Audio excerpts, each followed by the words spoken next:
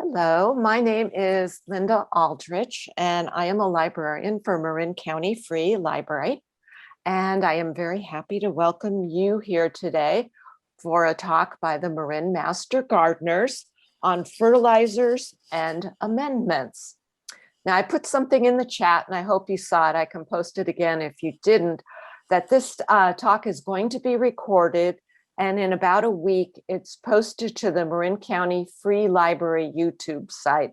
So if you need to catch up on something you missed, it should be available in about a week.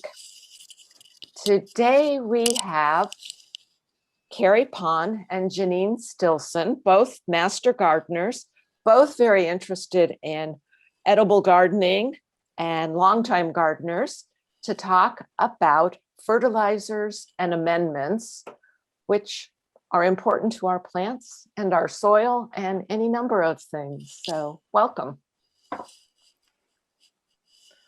Hi, everybody. Thank you. Yeah, welcome. Let's see. So Keri and I are delighted to chat with you today about fertilizers and amendments. Let me see. Let me share my screen and we'll get started right away.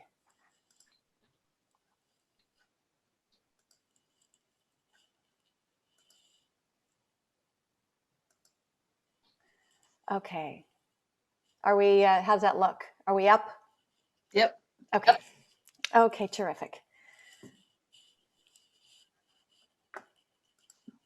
Okay, so Keri and I, as Linda was saying, are Marin Master Gardeners. We're trained volunteers who try to share scientific information with the public, and it's a pleasure to be here talking to you today. Okay, so why fertilize or amend your soil? Don't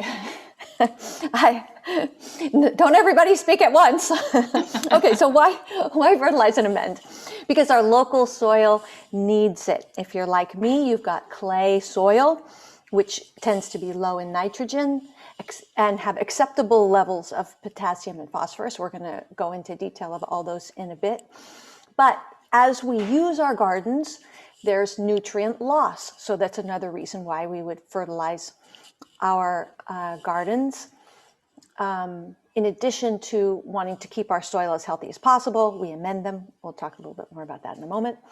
And if you have raised beds, they have some particular needs as well as containers.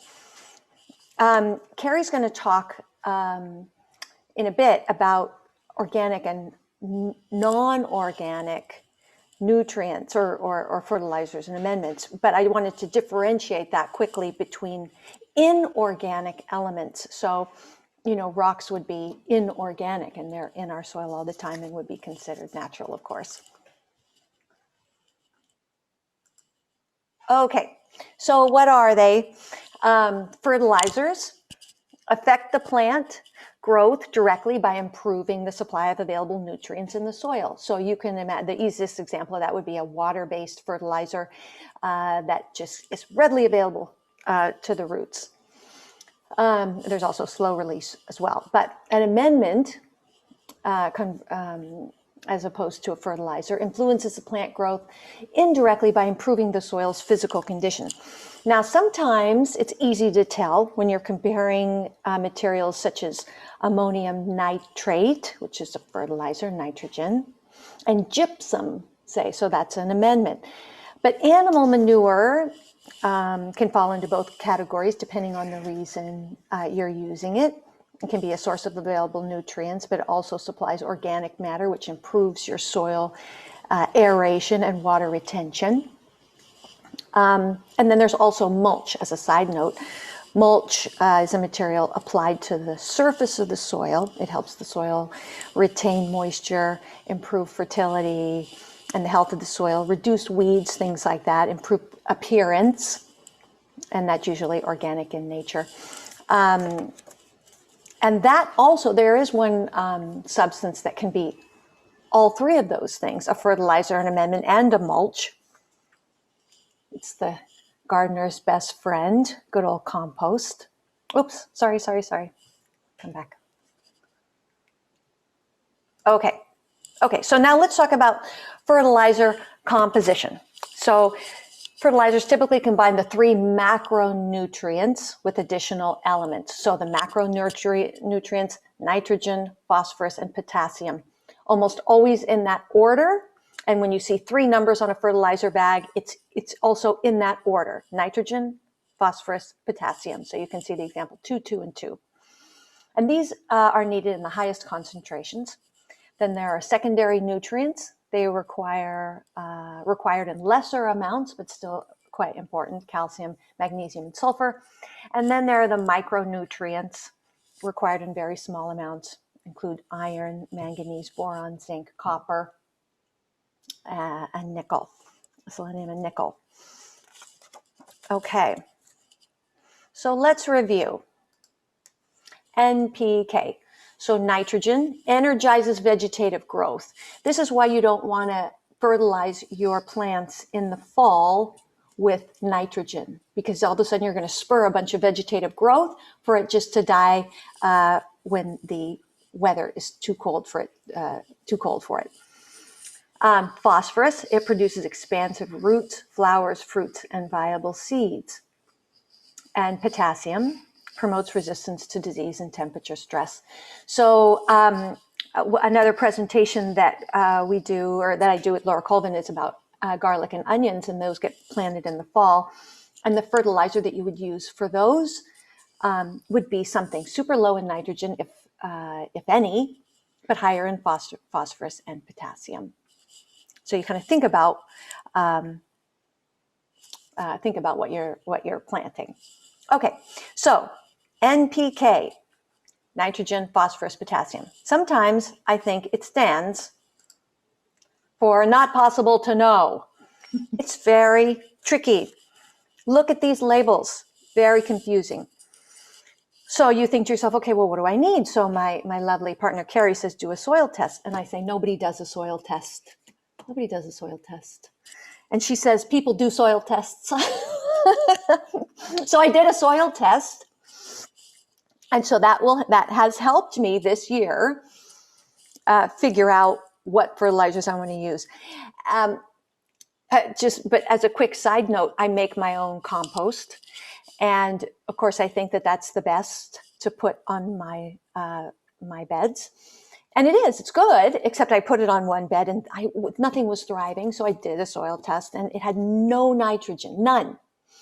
And that's the tricky thing about your homemade compost, is that if you leave it outside like I do, or you don't store it properly, the nitrogen goes away. And I'll tell you more about that right now, which is why we need, and the segue question is, why do we need to keep fertilizing? Okay, so there's some reasons why, especially for nitrogen, that we need to be cognizant of of adding it on a regular basis. So there's denitrification; it evaporates up into the air. There's plant uptake, runoff, and leaching. So nitrogen is considered a leaky system. So there's multiple ways it can leak out of your soil. Factors that influence nitrogen loss are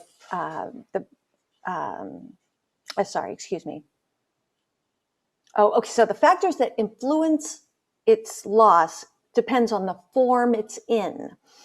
So it does exist in many forms: applied fertilizer, breaking down of crop residue and soil matter. But it transforms in a process known as the nitrogen cycle. It's influenced by temperature, more and warm, less and cold.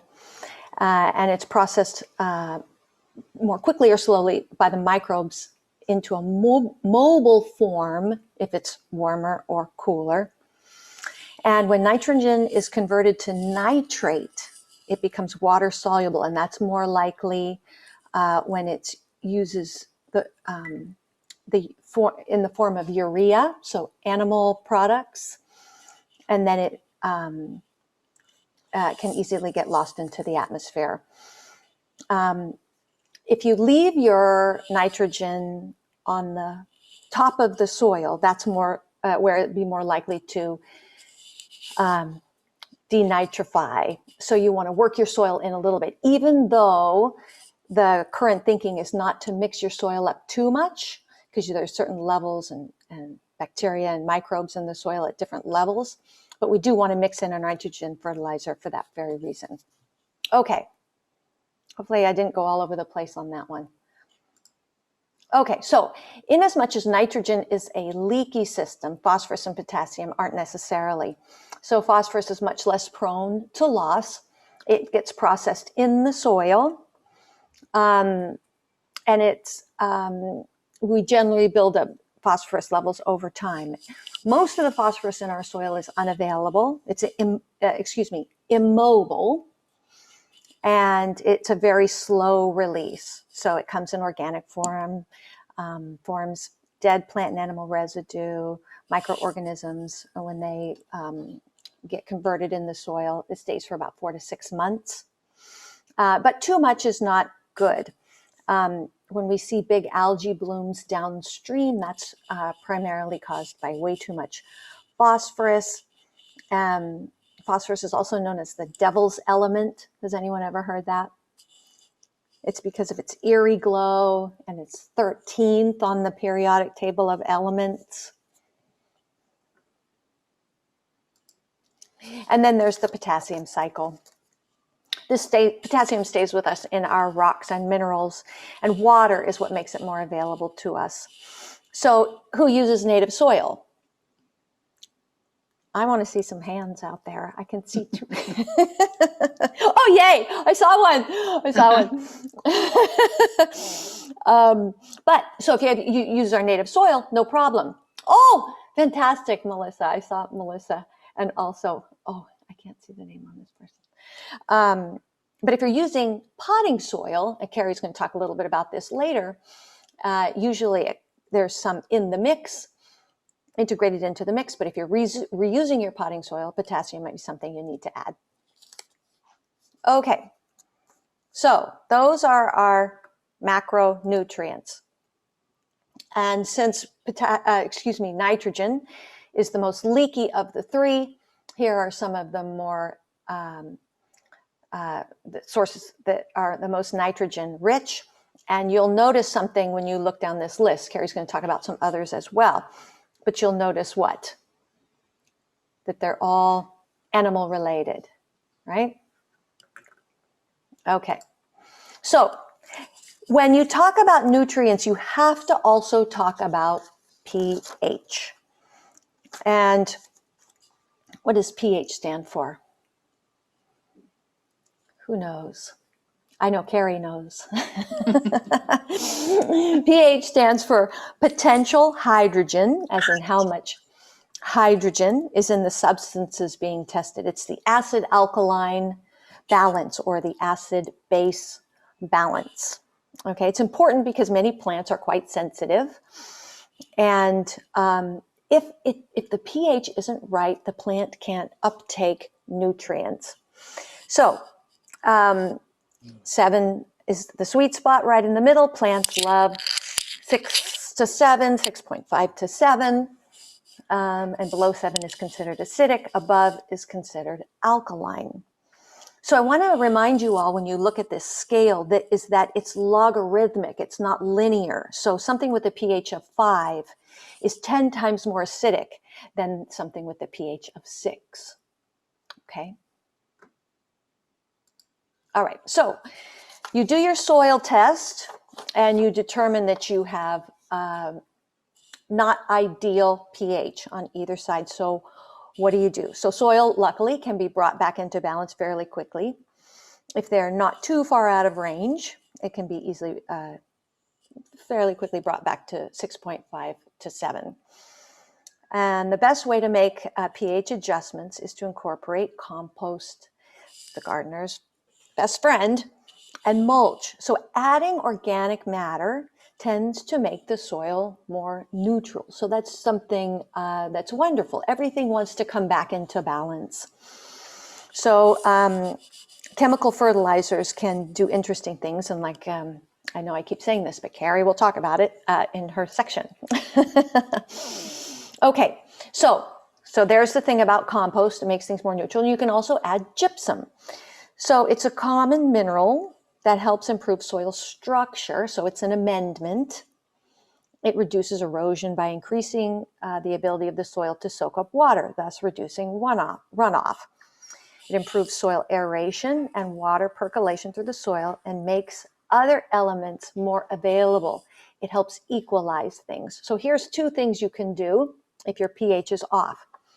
Okay, so if you test your pH and you find that it's like 5.6, which is considered low, and you don't necessarily want low pH in this, so it's not a blueberry patch or an azalea bed or something like that. You want to raise the pH, you can use wood ashes. So a little bit goes a long way. Apply every 2 years, actually. Even though it's considered fast acting, it stays around for quite some time. It's about 70% calcium carbonate. So I want you to remember that, because I'm going to show you another screen in a moment, and you'll see that that's way on the base side of the scale. And it also has potassium and phosphorus and other trace elements.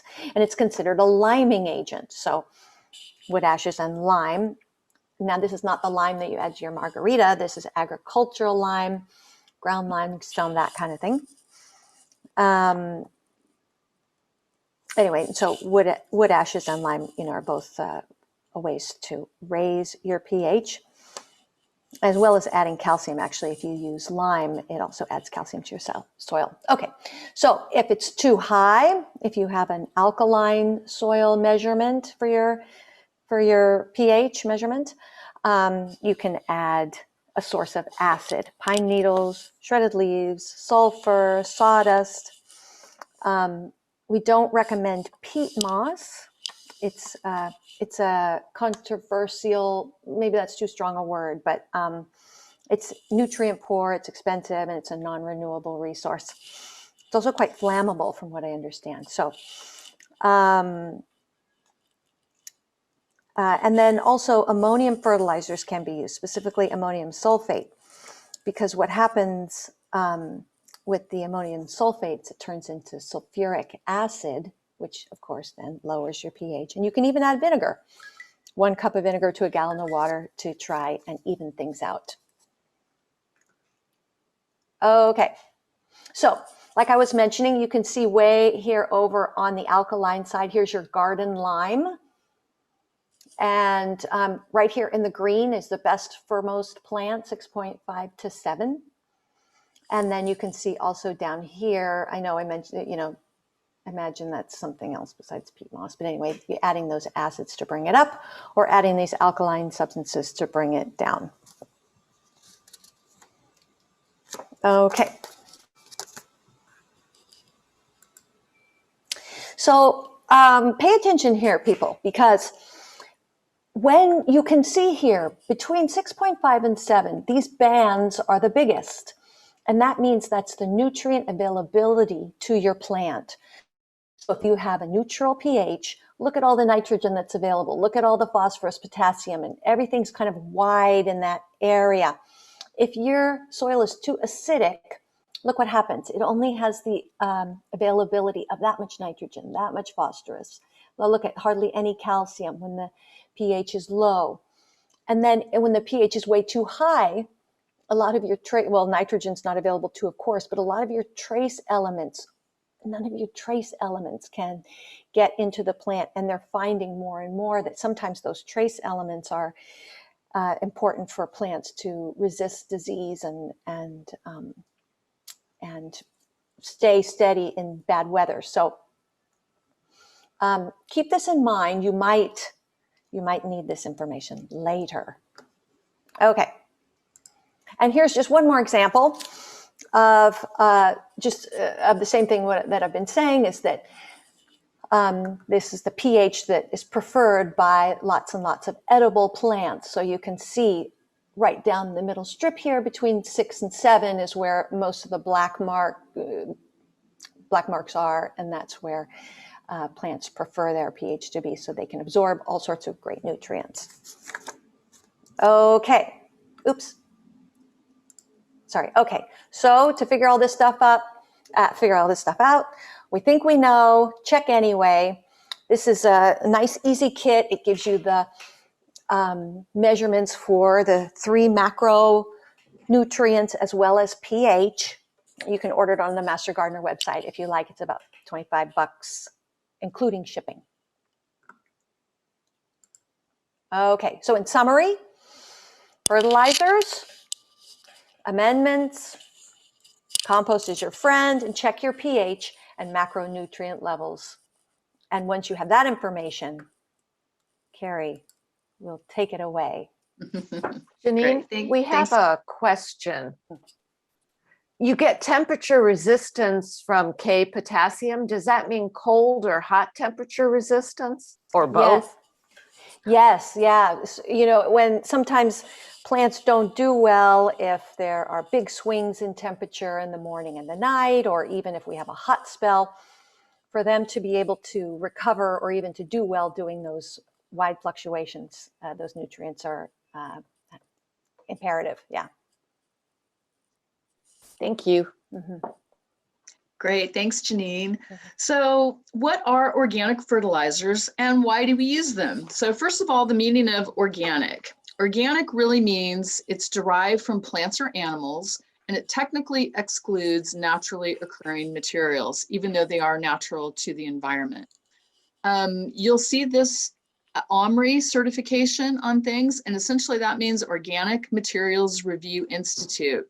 And that's sort of their stamp of approval that things have gone through the process and they are truly organic materials. So that's something you can keep your eye open for when you're out looking.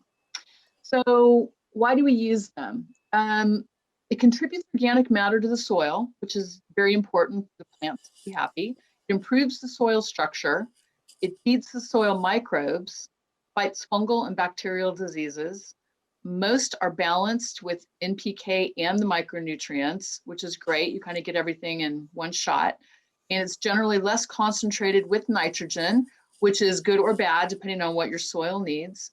And it usually does not attract animals if you mix it in with the soil. And as Janine said, we don't want to mix it in so deep that we're disturbing roots and structure of the soil, but we want to get it at least in below the soil surface. So that's something to keep in mind. So types of organic fertilizers. You can get a dry fertilizer, which is granular or powder form, or you can do liquid. The dry actually is slower to release and it lasts a lot longer. It's not water soluble, so you need the microbes mixed with water to help break them down before you use it. Liquid can be used in many ways. You can actually spray it onto the leaves, which makes it absorbed immediately, but it is short-lived and it's only effective below 85 degrees. So here we are again with temperature making a big impact in how these things are used. You can use liquid for sterile soils, new starts, at the end of the season when plants need a boost, and also plants in pots. So very helpful for containers, which we'll talk about a little bit later. Different ways of getting it are single purpose or solving a particular problem. If one of your NPKs are out, you can buy a single purpose fertilizer to fix it.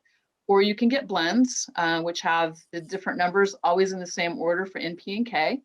You can get plant-based, animal-based, and manure-based, and we'll talk about these in more detail. So plant-based fertilizers, our number one is compost. Compost is our friend, and you can make your own compost like Janine does, or you can actually buy it. And you can buy it bagged or you can buy it in bulk, depending on how much you need. Obviously, if you can buy it in bulk, it's a lot less expensive. Compost is typically pretty balanced with your NPK and your trace nutrients, and it offers a nice slow release throughout your growing season. And that's why it really functions as everything that we would need from fertilizer to amendment to mulch. It really covers all bases. The meals actually last about 3 to 4 months. Here's a group of them here. Alfalfa meal is considered a really good balanced fertilizer. It has a steady release of NPK and it's most available at the peak of your growing season.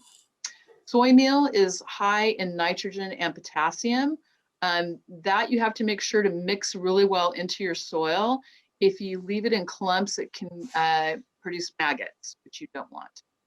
Cottonseed meal is high in nitrogen and phosphorus. It's slightly acidic. It's great for acid-loving plants like berries. Make sure you get organic cottonseed meal because conventionally grown cotton has some of the highest pesticide application rates. So look for organic if you get it. Kelp meal is high in nitrogen and potassium, and it's also high in trace minerals. So it's excellent for seed starting mixes. It boosts growth and reduces damping off and fungal problems, and encourages microbial populations. Don't over apply it. And kelp meal is great because it lasts 6 to 12 months. So it's very long lasting. Quick question, Keri. Yeah. People are wondering, do you make the dry fertilizers wet, or do you like water them after you've applied them and work them into the soil?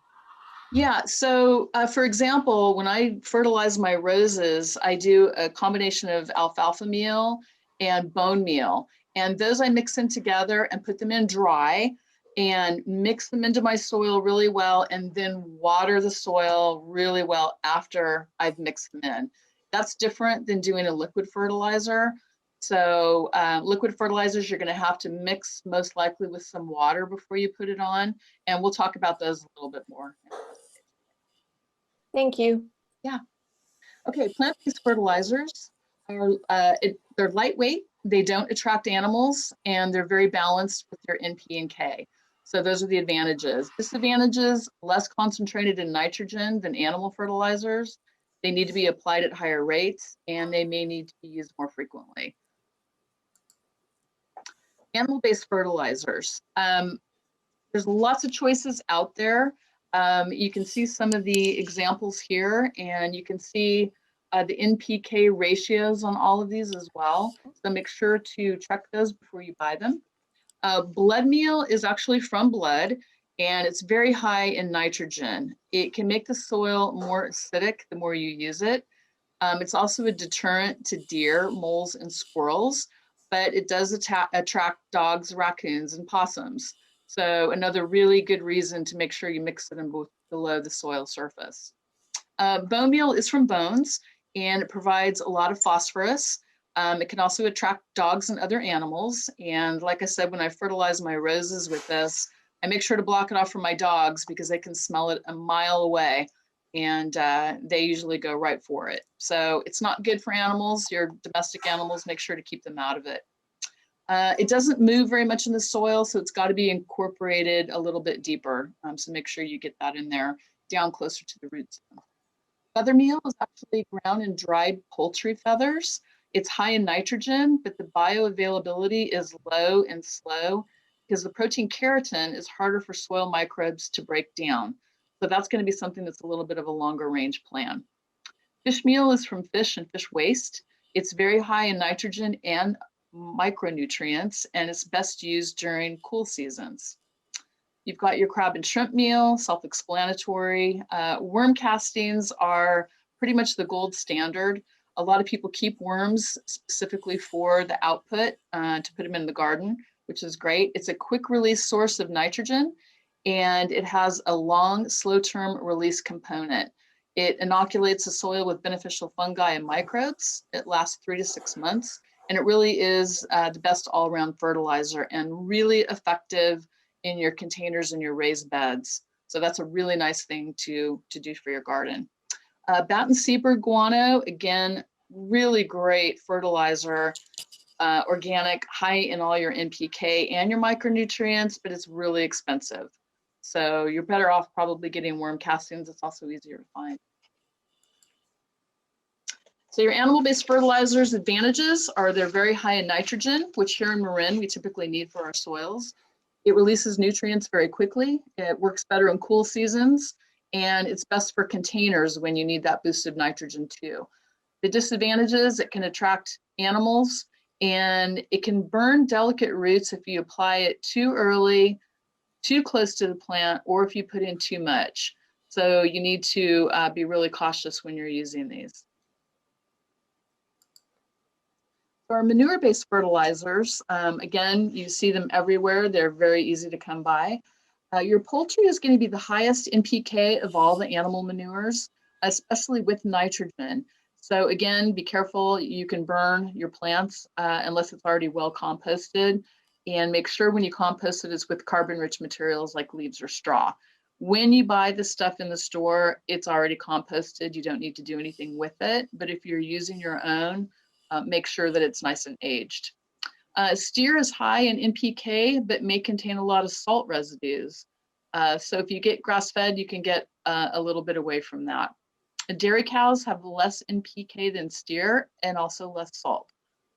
Horse is high in nitrogen, but usually you get that with some sort of bedding involved in it. Sawdust is one thing that they use, and it may limit some of the availability of that nitrogen.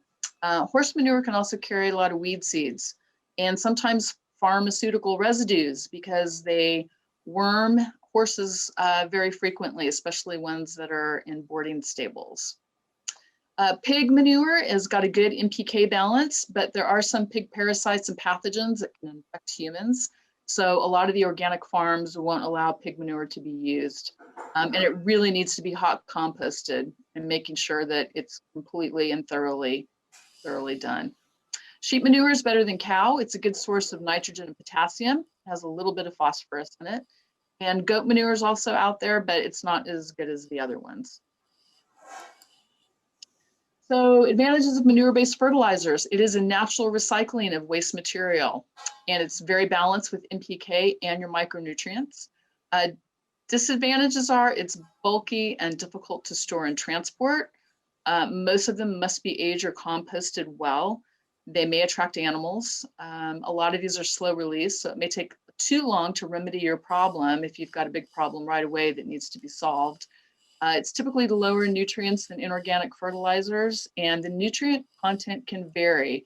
As Jenine mentioned with her compost, she thought she's doing the right thing and putting it on, and it turns out it was pretty low in nitrogen.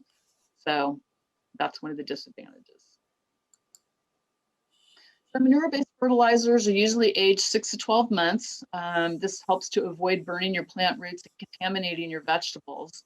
You want to apply it at least 4 months prior to harvest, unless it's mixed in and kept about 6 inches away from the stems. And those are for things you're actually going to be eating. Poultry manure provides about 75% of nitrogen, and it's available immediately, which is great for your plants. All the others provide about 33%, so a little bit lower. Poor storage can result in nitrogen losses of up to 60%. So that's significant. So make sure that when you using your manure-based fertilizers that you store it properly. The sooner you can get it onto your soil, the better. The longer it sits around, the more you can lose your nitrogen. So with the surface application, 20 to 30% is lost in just a few days. So again, make sure to work it in quickly. Annual application can acidify the soil and increase the salts. And manure with bedding has fewer nutrients by volume. So all things to keep in mind. In summary, your organic fertilizers, you're feeding the soil specifically and not the plant specifically. The plant does benefit, but indirectly because the soil is benefiting. So your non-organic fertilizers can be known by many names. They're called manufactured fertilizers, chemical, inorganic, synthetic, or artificial. A lot of these names are used interchangeably, but they essentially all mean the same thing. And these are all inorganic fertilizer. We've blocked out the names there. Oh, sorry. Okay, so manufactured fertilizers, they were really developed in the early 20th century. It created an agricultural revolution because it really increased harvest yields. And with more population increasing, they needed more food. And these manufactured fertilizers really gave a huge bang for the buck and allowed people to be a lot more productive on smaller pieces of land and a much bigger yield. So your NPK fertilizers, this is all the inorganic. You can see here from our examples, if it has a 15500, that's going to be your nitrogen fertilizer called calcium nitrate. And if you need your nitrogen boost, that's what it is right there. It comes under common names of ammonium nitrate, potassium nitrate, calcium nitrate, and urea. If you need your boost of your phosphate, make sure this one's got a 0.450, so pure phosphate here. It goes under the name of ammonium phosphate and rock phosphate.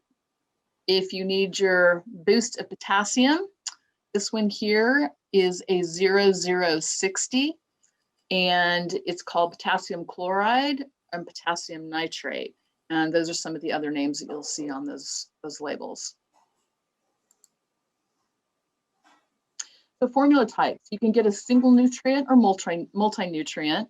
The single nutrient, again, here is pure nitrogen. This one's got an extended release with a polymer-coated urea, and that's going to last you for a long time, which is great. Nice slow release over a period of time.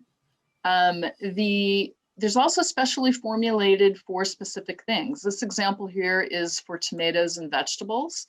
And this is going to be formulated specifically to get the fruiting and the vegetable output that you're looking for. So they'll put the NPK in there in terms of what the tomato and the vegetable needs for optimum growth.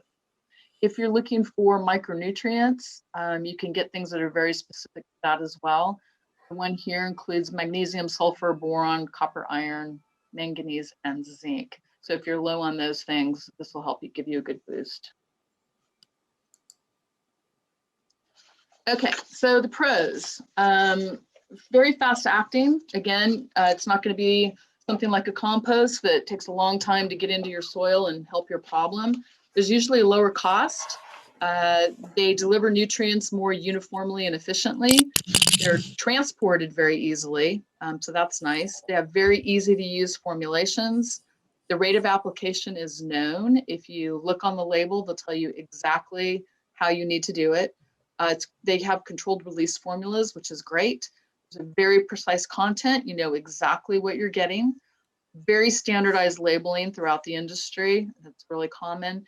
And you can get blends for specific plant needs. So instead of trying to figure out what different things will get you your NP and K, you can buy it and it's already done for you. So that's a huge benefit for using these.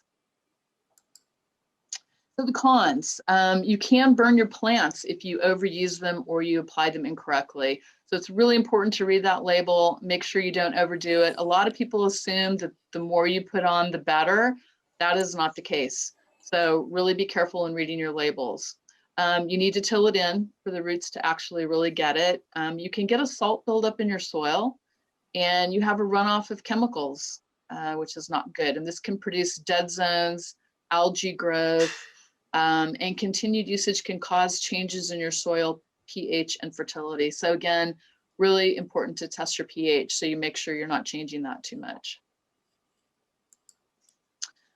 More cons are the ingredients can be toxic to your skin or your respiratory system. If it's water-soluble iron, it can stain your concrete. You can see in this photograph, that's what iron staining looks like. It can produce excess top growth and stress your roots. And you will have to do repeated applications unless you do slow release.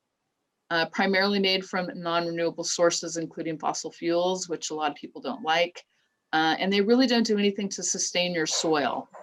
So that's another thing to keep in mind. And with continued usage, you can actually increase pests and diseases because you're kind of knocking down their natural immunity to things. So that's another thing to be aware of.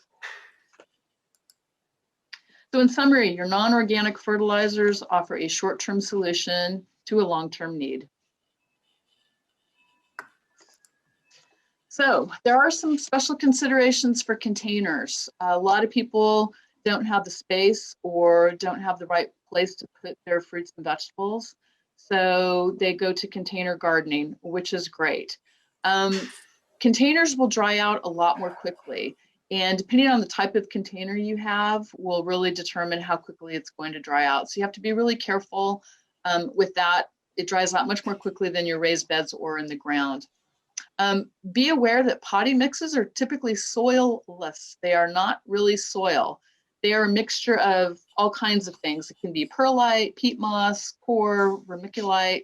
all kinds of things can be in there, but it really is not soil. So there's good things and bad things with that. The good thing is it really keeps the soil from getting compacted.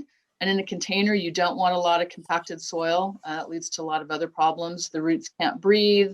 It doesn't aerate properly. And garden soil is one of the things that's a lot heavier than potting mixes. Garden soil also can carry with it pests and diseases. So it's not ideal for a container. You don't want to really bring that into that environment. So potting mixes are great for draining excess water. That's another really great thing about it. Good and bad. When it drains out that quickly, you need to water it more often. So not good at holding on to nutrients. So you do need to make sure you fertilize your containers. If you buy potting mix that has the fertilizer in it, that helps give you your boost. That can last anywhere from a couple weeks to a couple months, depending on how heavy of a feeder you put in your container. So some plants are really heavy feeders. They're going to draw the nutrients out of those containers really quickly. Again, you can test on those and see what's going on. If it's an annual, it's not going to be as much of a problem, obviously, your next year, than if you put in a perennial. And I have some dwarf lime trees that I have in large containers, and I have tested the soil constantly because I'm not changing that soil out every year. So make sure you really know what's in there so you get optimum growth and fruit production on what you want. If you buy the potting mix without the fertilizer in it, you can add in a slow release fertilizer at the time of planting.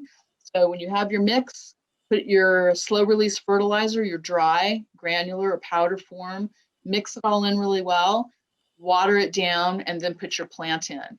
Over time, as it starts to use those nutrients up, you can add your liquid fertilizer in to get you through the season. If your plants are really looking stressed and you want to give them a boost, you can use it as a foliar fertilizer by spraying it on. And you can mix it up per your package instructions and spray it right onto your leaves, and you will be shocked at how much of a boost you'll get from that. So the annuals versus perennials, again, we talked a little bit about that. If you have a heavy feeder, make sure that you're fertilizing them. If you don't, and some of the herbs tend to be a little bit less heavy on their usage, you're not going to have to worry about it quite as much. But if you do have a heavy feeder, make sure to check it. And always remember that compost is your friend. Again, it does all the wonderful things we need it to in terms of fertilizing, amending, and also acting as a mulch. And because we're going into our dry season and our water restrictions, the more you can keep that soil in your container moist, the better off you're going to be. And putting a nice good layer of compost along the top of your container is really going to help a lot. Keep it away from your roots, keep it away from your stem. You don't need to pile it right on your stem, but have it cover the complete top of your container otherwise, and you'll really notice a big difference in keeping moisture in.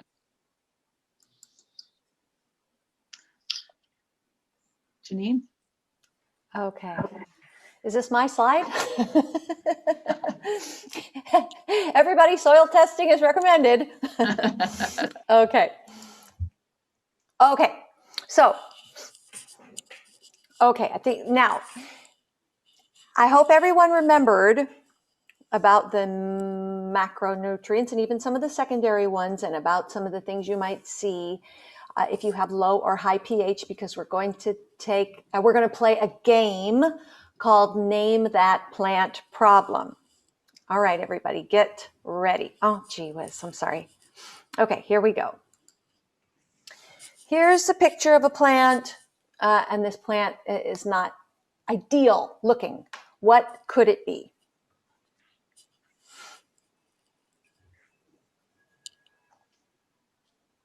All right, I'll tell you. Low nitrogen. Thank you. Yes, John. This is probably one of the easiest things to identify, yellowing of the leaves. People think nitrogen deficiency. A lot of times that's it. Sometimes it isn't. But that's kind of the first thing people will do to remedy yellowing leaves, is to add a little more nitrogen and see how that works. Yes, so that's exactly what that is. Here's a picture of some lettuce leaves in a progression of nitrogen deficiency. You can see this one's normal, early deficiency, getting yellower and yellower, and of course this one is doomed. Okay. All right, excellent. That was the easiest one, by the way, people. All right, here we go. I have seen this many times on my tomatoes. I see a hand up there. Oh, You can go ahead and unmute yourself if you want to answer out loud. Calcium? yes, yay, Linda. Calcium deficiency, this is blossom end rot, as a lot of folks who grow tomatoes know. You can, of course, just cut that off and still eat your tomato, but it's not becoming. It's not becoming of the beautiful tomatoes that we like to see and eat. So that's a calcium deficiency. So even though this is a secondary nutrient, it can have big effects on our fruit. Okay, next one. This, what's happening with this poor little strawberry plant? And I have a hint. I have a hint. What's that strawberry in? What's that strawberry plant in? It's in a Sand? pot, but it's also in, oh, I'm pointing to the screen like you can see me. It's also in this here. Sand? Potassium. So potassium is in our rocks and soil, easily, readily available. And if you have a special mix that your plants are in, you need to add it. And also this is kind of indicative, this kind of leaf necrosis is indicative of a potassium deficiency. Okay. Oh dear. What's happening with my tomatoes?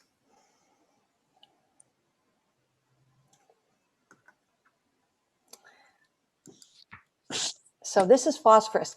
This kind of purpling of the leaves, so they're not dried and dead, but this purpling of the leaves is indicative of a phosphorus deficiency.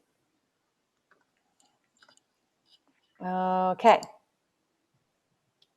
So here's one picture. It's kind of hard to tell just with that. I think, let me give you another picture. And I'll give you one more because I'm feeling generous. Okay, what is that, people? Think about that. What's happening all over the place? This is low pH. This is a tricky one, and you have to think about it because low pH, there's no calcium available to that tomatillo plant. I think it's a tomatillo. So you've got a blossom end rot kind of thing happening. You also have this yellowing in these leaves here because you can't get the nitrogen, and overall non-thriving plant here.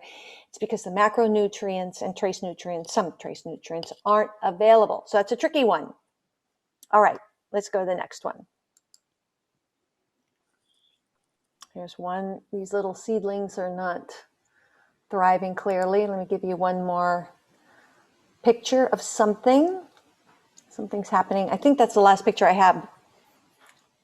Let me see if I've got, oh, I've got one more. Okay. One more. So what's happening here? Chlorosis? Oh, good guess. So that's the thing about pH, is that it can be so tricky, high pH. The secondary, the trace nutrients, remember when we looked at that grid, the secondary and trace nutrients aren't available if the pH is too high. So it looks like specific deficiencies. So that's why soil testing is so important. Okay. And that's it. I'm sure you all did beautiful on the quiz.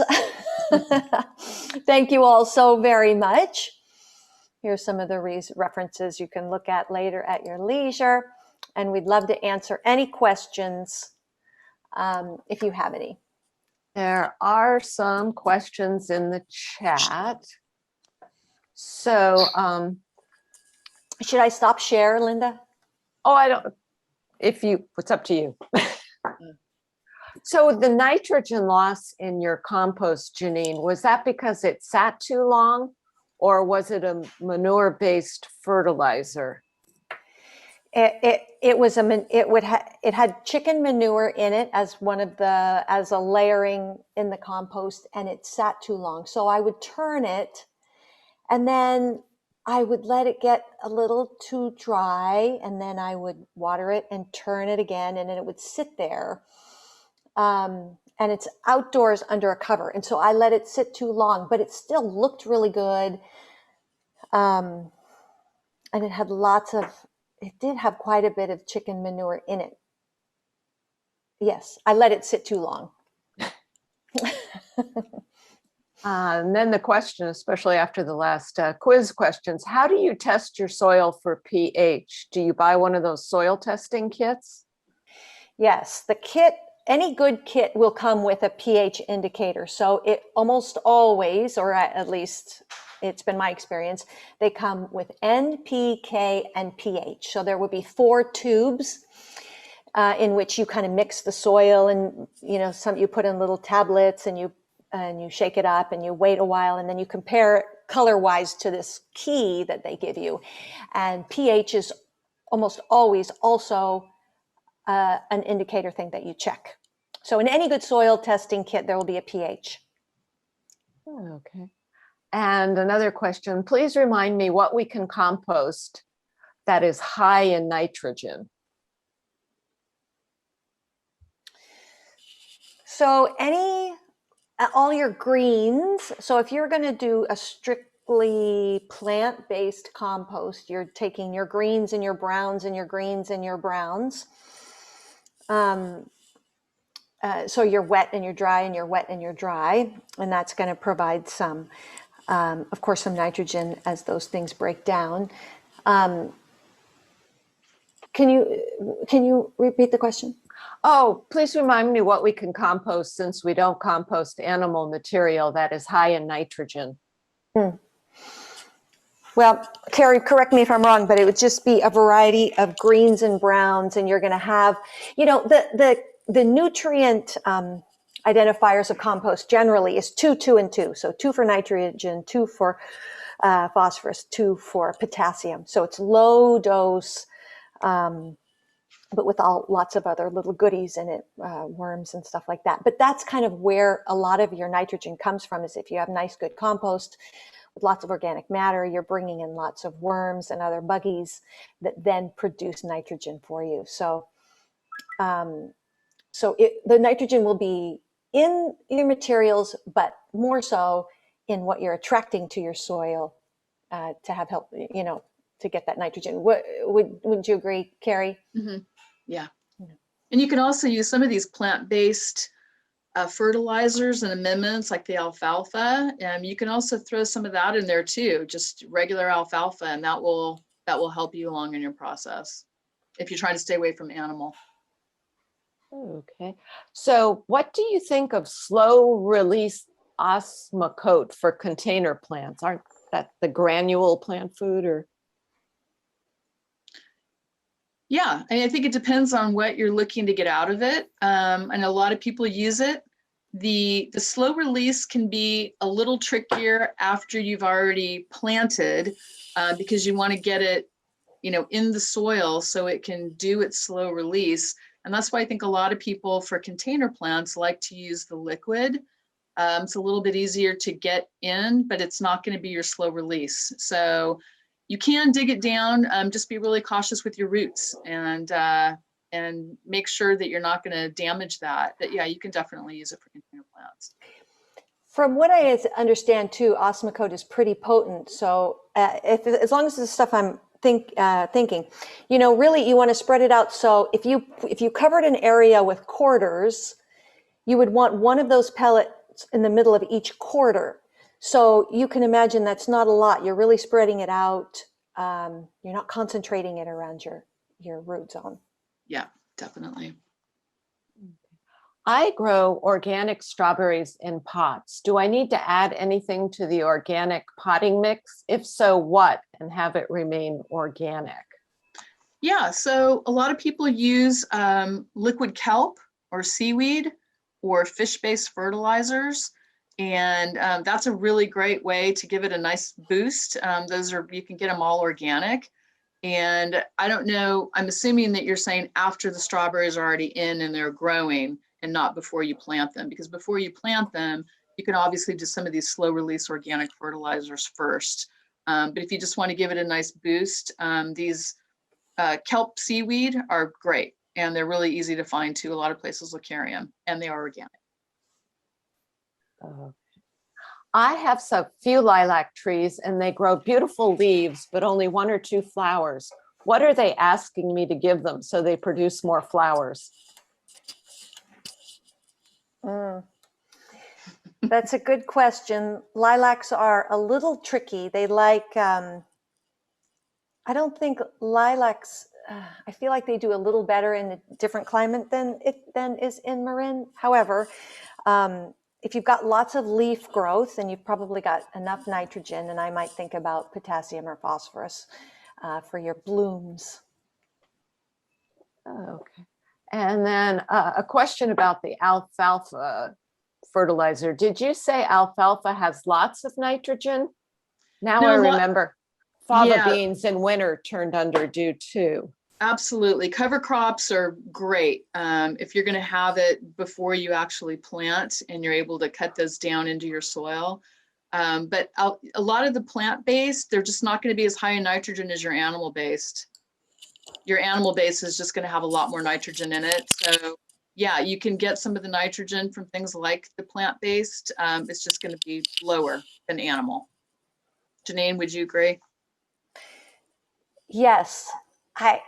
I wasn't entirely listening. I'm sorry. I'm sorry. I was like taking it out of screen share and then something else popped up. I'm sorry. The question was about the alfalfa and adding nitrogen in. I think that the animal-based are going to give you a higher boost of nitrogen than the plant-based in general. Yes. Yeah. But I do love alfalfa pellets. There for a while, you know, certain things come in and out of vogue for me about what I use in the garden just to mix things up. For a while I was using cocoa hulls as a mulch, and then I was using alfalfa pellets as a mulch. One of the things I liked about alfalfa pellets was, of course, the nitrogen boost. It's a slow nitrogen boost, but also it helps to keep things nice and light in the garden bed, in the raised bed. So because it is so light, you know. Right. And then several people would like a copy of the resource slide. So if you could send that to me, I can send it to them. Sure. Okay, thank you. Yeah. And I think that's it. Oh, thanks so much. Which is the most sustainable organic fertilizer, do you think? Oh, well, any of the composting from what you have in your garden is completely and totally sustainable and perfect. That's why it's lovely to do your own compost. It's not easy to do your own compost, though. I think, especially if you're trying to do hot compost. Cold, of course, is easy. You just have to have the space for it. But any kind of, you know, we have chickens, so it's very sustainable to grab the chicken poop and throw it in the composter along with all my clippings. Do you have any thoughts on that about sustainable, especially, were we eliminating animal, any of the animals I think would be sustainable if we're reusing anything that goes in that circle? Yeah, I think you just need to be cautious with the animals. Some is organic and some's not. And so if you really want to be organic, just make sure that you check on that. And if you have your own, you know what's coming out. But if you don't and you're buying it, if you want to be organic, make sure to check the label that it is. Yeah, but the most sustainable thing is just use everything you have in your garden, falling on the ground and reusing all that stuff. Right. Oh, great. Thank you so much, Keri and Jenine. And to everyone, this webinar will be posted on the Marin County Free Library YouTube site in about a week. So if you missed anything, you can watch it again. And they'll send me the resources page. So if you want it, send me an email and I'll make sure you get it. Great. Thank you. Thanks, everybody. Thanks for spending an hour with us. Yeah, you're an hour with us. Yeah. Thank you. Thank you. Thank you.